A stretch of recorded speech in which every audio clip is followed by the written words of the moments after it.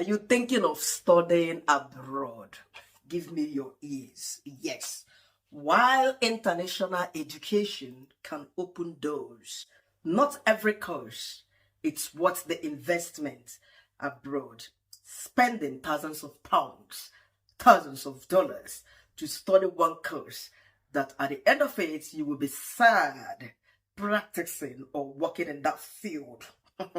Think twice before you make a choice of course, because some of these degrees or qualifications, they are too local, meant for the locals.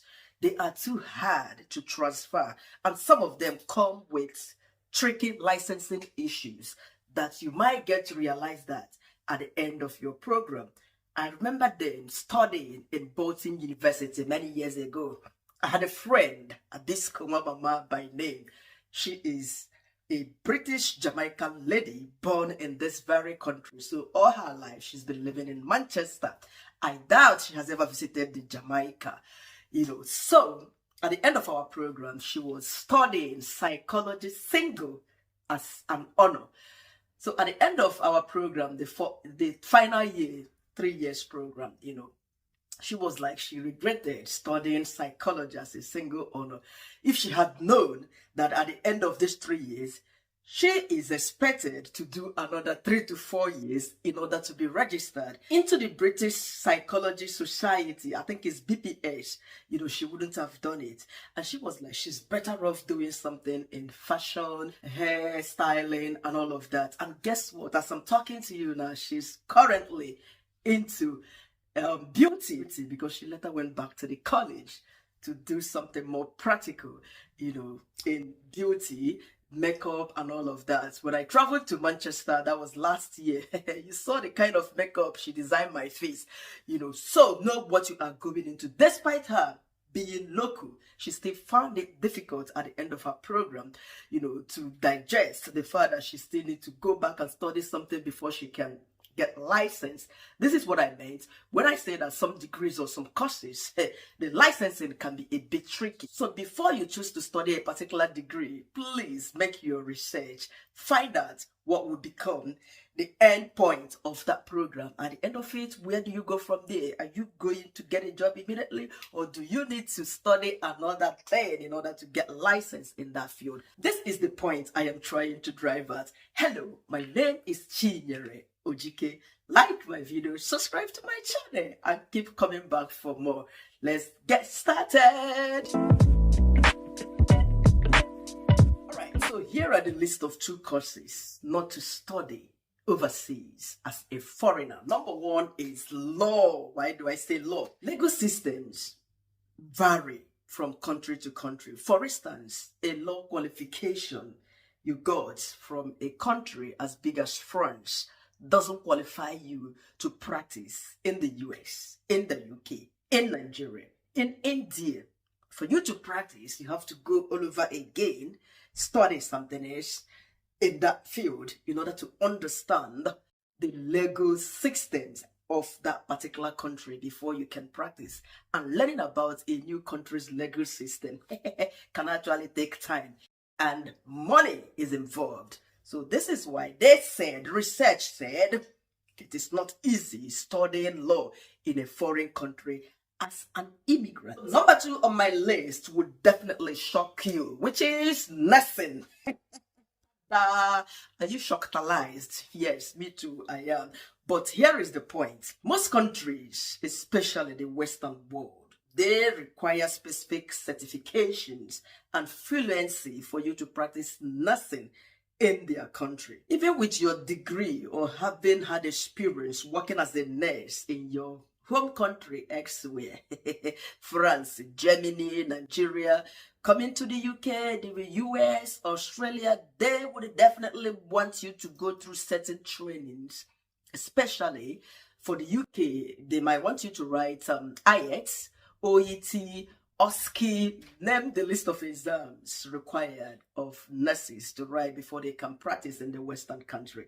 However, practicing nursing in a Western country, it is not easy, especially here in the UK, the US. I don't know how people in the US cope with that, their English accent, you know. I think the UK should be a bit easier, but it is still difficult because the way they speak English here is actually different from the English they taught us when they actually colonized us. I know they understand this thing at all. My number 3 is education. Yes, approaches to education and cultural approaches to teaching, to learning vary from country to country. Coming to the Western world to study education might be a bit hard for foreigners because even though you are already qualified as a teacher, you know, in your home country, coming here to transfer that qualification, it's usually hard. Moreover, studying education in this part of the world, it's a bit tricky because the pattern of teaching and pattern of learning, if you are currently in education, let me know. Basically, I know you did your registration yourself with computers and desktop and all them stuff. These are the things that you never used or you probably didn't use back in your home country, anywhere you've come from, especially if you are coming from the third world country. You know, but here it's do it yourself. So 4 on the list is journalism, which is local focused. Journalism is locally focused about the people of that country, about life and practices of that country. Coming to the UK to study media laws, local issues won't be that useful, especially if you are not planning to stay and work in that field for long. Why are you studying the journalism and local issues of the UK when you are here just for a short time and you are not planning to work in that field? What is the need? Spending huge amount of money, you know, thousands of pounds, 13,000, 15,000, 17,000 to study journalism and local issues about the UK that you might even find it difficult to process and understand within a space of 1 year, 2 years of masters. It's a waste of time, my brother, my sister. 6, we have psychology, clinical psychology. Becoming a licensed psychologist requires strict accreditations and local licensure. Foreign degrees often do not meet the domestic standards. For instance, you studied psychology back in your country and you're coming here to do masters in psychology or clinical psychology. Please let us know in the comment section, after your clinical psychology and all of that, did you get a license to practice as a psychologist? Even if you are practicing, are you finding it very much easy? Please educate those who intend to go through that path so that they wouldn't make the same mistake. Number 6 is social work. Like psychology, this particular field has countries and specific rules and nuisances. Your foreign degree might not be recognized at home or in other foreign countries. You need to study more. You know, I remember Intentional Favor. She read social work in Nigeria, I suppose. I think I've watched one of her videos and she came here, she did masters in social work for her to practice. So your qualification in your home country does not allow you to. You have to study something here. And they say cultural nuisances. Did you hear that? You have to learn about all the cultural variations, adaptations, how to talk to children or family and all of that. Some of the way they treat issues relating to families and children, they are something very strange to all of us foreigners in a foreign country. And that is what they meant, that you have to study all of them. Cultural nuisances. 7 is the real estate. You know, real estate markets and values are highly localized. You coming to study it in abroad, unless you are planning to stay longer and work in abroad, because the knowledge you acquired studying real estate in this part of the world, it is difficult to transfer such knowledge if you are moving to a different country, you know, because the values and the way this real estate business works, they are absolutely localized based on that country. Real estate business in Nigeria might vary. The system, how it operates, how you get your customers and blah, blah, blah. The laws vary. The same applies to Western country where you tend to study such. So open your eyes well before you choose a course. 8, we have the public administration, which is practically tailored to a country's policies and structure. You know, so this course wouldn't be relevant elsewhere, or you traveling back to your country, having studied the public, and you know, those years in school, what to study. Everybody wants the easy one. Public administration. Don't come to abroad and spend the millions of dollars and pounds to study public administration. Who want put you? Yes, a lot of us are currently working in the government parastatals in the UK, but you know that the core one, any idea, go and ask questions. 9, planning to study theology, religious studies. Anyway, that one is very much denominational, very impractical globally. It's currently full of controversies, especially coming to study it abroad. What you learned in Africa is different here, where they will be asking you your pronouns, he or she. In church, they might ask you to wear the he, and you'll be like, no, this is against my thing. Oh, well, not in this country. You will appear before the court for an assault. 10, we have criminal justice and policing. This course is country specific. Training in a particular country, qualifying in the UK, for instance, it doesn't make this field transferable to a different country. So it's hard to transfer your degree, as in to practice using this qualification in a different country. Every country's policies on criminology and all of that, they vary. Number 11 is political science, which is also country specific.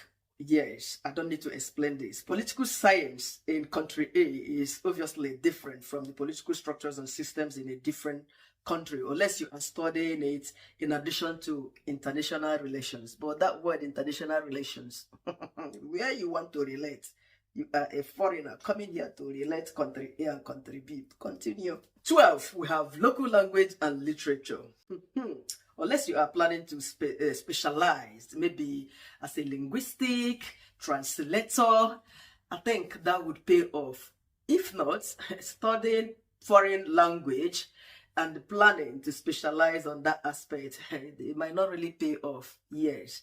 But becoming a translator overseas, teaching a foreign language, but then some countries, for instance, this country inside the UK, for you to be an English teacher in this very country, they need a native English speaker, somebody where they born inside the English country before you can teach. Though now they are opening doors, accepting people with this EXOL qualifications to teach English to speakers of foreign languages, which is something very much welcoming. Yeah, so finally, as I want to draw the curtain here, if you are planning to come to abroad to study, my brother, my sister, shine your eyes well. Make your findings, carry out your research, like I stated at the beginning of this content. Check if that course you are planning to spend huge amount of money. It's a big investment. 13,000, 12,000, 10,000, 17. UK will tell you that they are giving you scholarship. A course that is 17, they will cut out 4,000. Even at that, 13,000 pounds will be small money to come and study one thing. But at the end of it, once you are done, you'll be like, where am I supposed to find a job now? It will feel as if they've just removed some scales off your eyes. You are just realizing your mistake. You shouldn't have studied this. I shouldn't have studied that. No, don't be in that position. Just verify first. At the end of this course, what would be the next step? Do I have a chance to apply for a job and get it? In what fields? Blah, blah, blah, should I try? And when do I need to start applying for a job? In all, I wish you all the best as you prepare to move to abroad, any of the countries of the world, to study masters precisely.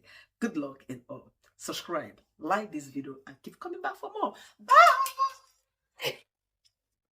Let me do my thumbnail.